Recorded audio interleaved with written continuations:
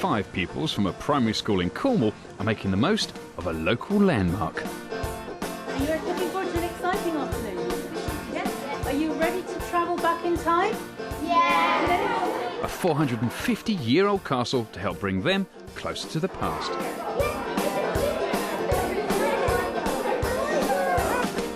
To start their project about the Tudors, King Charles Primary School in Falmouth will be visiting Pendennis Castle. But before they set off, there's work to be done. We've got to have a bit of a chat before we go. Now, when we get up to the castle, what are we likely to see? What do we expect to see up at Pendennis?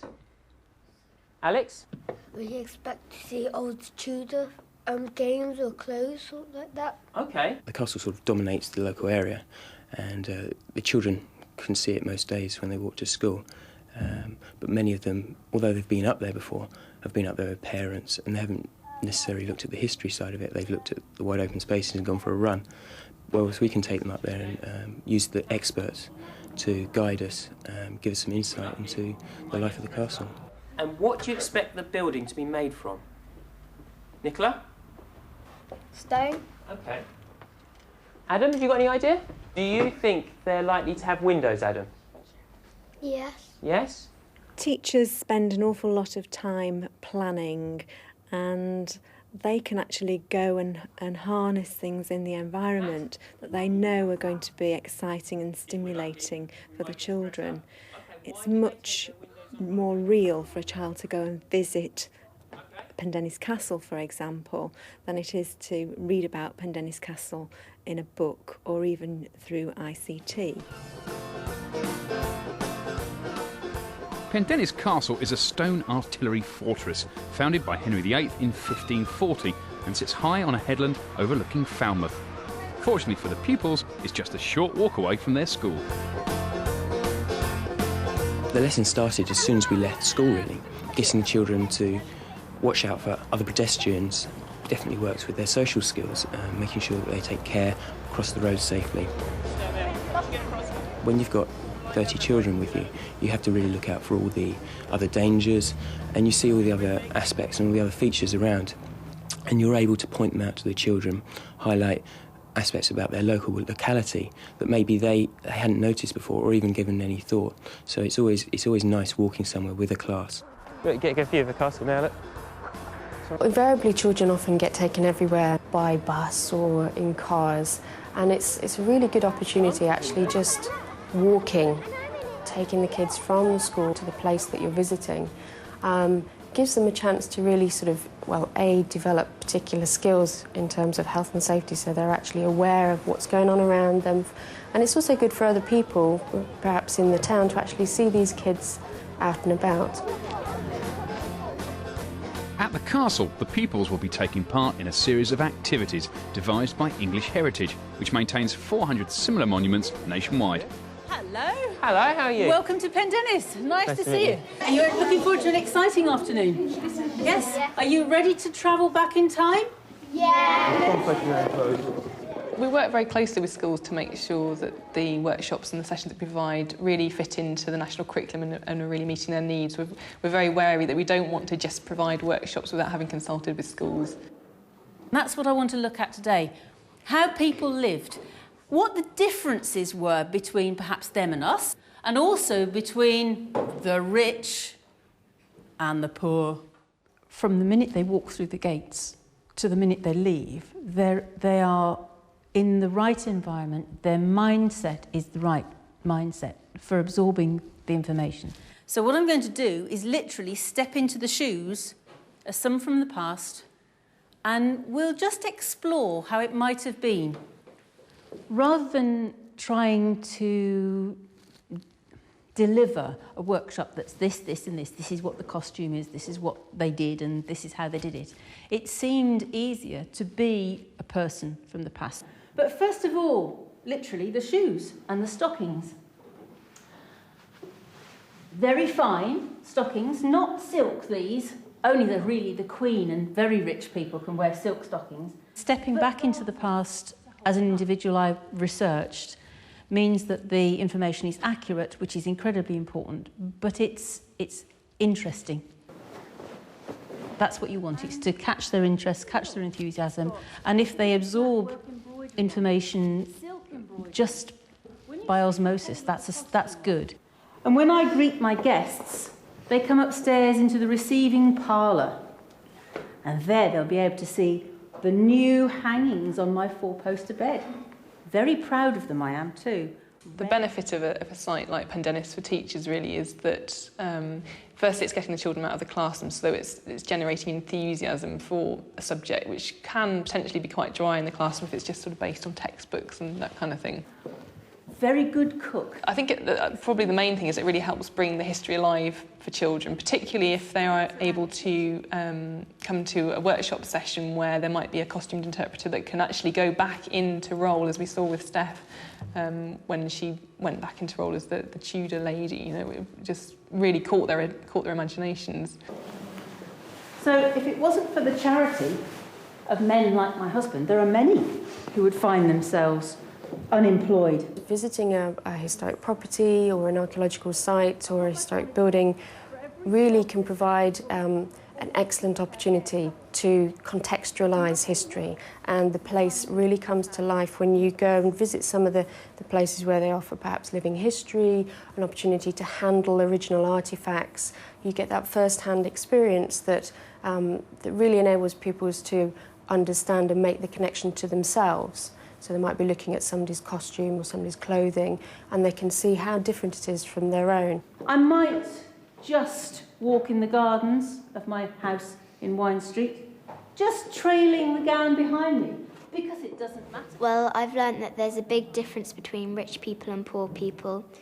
The rich people wear nice velvet and they have silver embroidered along like the sleeves and the hem of the dresses. And the poor people probably wore not very nice clothes.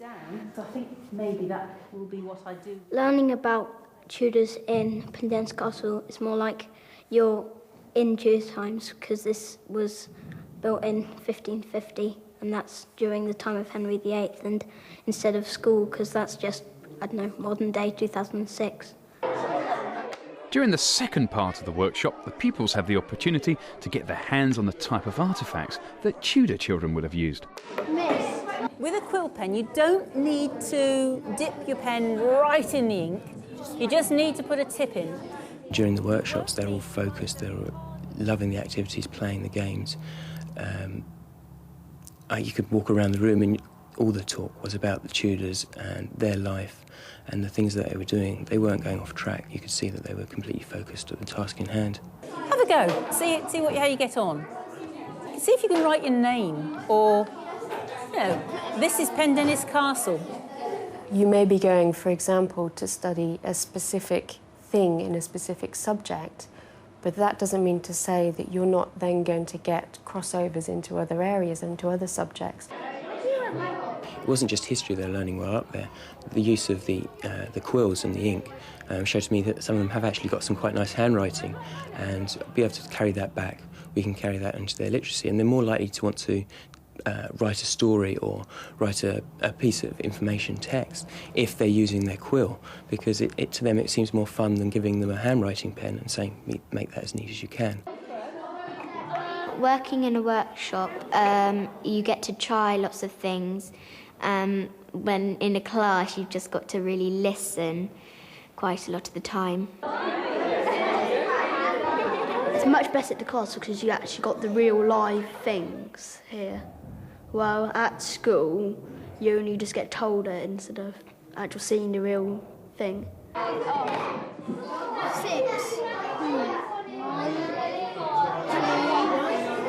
3, 4, 5. Oh, yeah! I think it's better learning in a workshop because you get to learn lots of things, and if you really enjoyed something, then it sticks in your head more. It's much more different in the castle because you, supposed to learn in the classroom, you can actually see, smell and touch the whole thing. Because in the classroom, and then show you pictures and tell you about it. Then you can see the real thing when you come to the castle. It's a much better experience than in the classroom. It's handmade paper. You see, because it's handmade, it's not smooth. No schools in Ireland children need to know that they can learn within the school and also outside the school. And certainly the Falmouth community has a lot of energy and expertise that lends itself to learning both in school and outside. Back at school, the pupils discuss what they learned during the workshop before being set a research project based on the Tudors. You found out they played different games to us or the same games as us? A bit similar to ours. Did they play football? I think they did, but it wasn't like the football that we play now, is it? Yeah. I know what the footballs were made of. What were they made from? They were the inner tube, like the bit inside, was made of blown up pig's bladder, and then the outside was of leather. When children have been out into the local environment, for example up to Pendennis Castle, they have a huge menu of things that they are interested in. 6pence in Tudor times could buy you about 24 loaves of bread. Well, that would last you a couple of days the way that you ate. We can then explore where they need to go next, and we can actually then capture their interest and enthusiasm and take the children's interests as a starting point for future learning. Different forms of writing that we can access today, and we can access them on the internet or possibly through looking at books. We're going to talk about what they can actually remember from the trip, and then they're going to have working in groups, looking at specific topics. They will then be able to research that area further, bring back what they found and share it with the rest of the class, while others are looking at Tudor music, putting together maybe a Tudor poster advertising what we're doing, using as many different forms of ICT as we can during the one lesson, but not overloading it so it becomes cluttered. Now, how are you going to find out about this? Well, you're going to go on the internet. Yeah, one of you needs to. Rich and poor. We're really privileged in this country in that we have history all around us. And you don't need to have a castle right on your doorstep to be able to teach history. Yeah, because that's not the type of... Here at King Charles, we're really lucky to have Pendennis Castle on our doorstep. But even if we haven't got that, we are going to use Tudor artefacts. OK, they're mock Tudor artefacts, but as far as the children are aware, they're real. And bringing those into the classroom immediately livens up the lesson. They can touch history, they can feel it, they can see what it felt like, they can smell it, and that will help to bring the lesson alive. I say we're lucky to be able to go up to the castle, but other schools could use bringing primary resources into the classroom to support their teaching. Schools can make use of their own building and research the history of their own school, or they could perhaps research their local high street or their local community, look at how things have changed and how things have developed over time. There are a lot of resources, there are a lot of places where they can find resources, whether it's the local library or from grandparents perhaps, they can get oral history records from them. So there's a whole wealth of information out there that schools can tap into. I think it's really important that we get the children out of the classroom as often as we can. There's a lot of work involved with doing it, but the rewards from doing it are immense. The children get into their local locality, they get to interact with other people in the area, and it just makes it all more memorable for them.